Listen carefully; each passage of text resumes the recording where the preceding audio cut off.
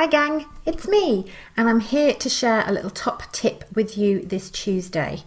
Top Tip Tuesday might become a thing, it might not, who knows. But here's what I've got to share with you today that I hope is going to be useful for you at some point. Now, if you are creating content, quite often you're going to want some background music maybe, or you want some music that's going to go for an intro or something like that. And if you have ever tried to live stream in Facebook with a bit of background music, you'll soon find that your live stream gets cut off due to copyright, and it's a right royal pain in the arse.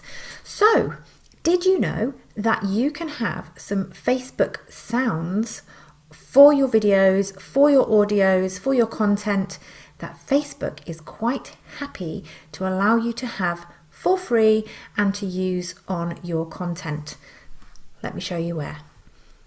Okay, if you head over to business.facebook.com and go to Creator Studio, which is where you can start to schedule all your content and those kind of things in relation to your pages. If you pop over to File Management over on the left-hand side, get rid of the pop-ups, they do annoy me, and head to Sound Collection, you are now going to be able to search and waste hours of your time trying to find lots of brilliant music to put over the back of your content. Beware, you will go down a rabbit hole with this. So start to think about what it is that you're actually using it for. And the kind of thing that you actually want in terms of the mood that you want to create, the duration, whether you want vocals or whether you want instrumental, that kind of stuff, whether it's upbeat or, you know, kind of backgroundy type noise, because you can start to filter out the kind of tracks that you want.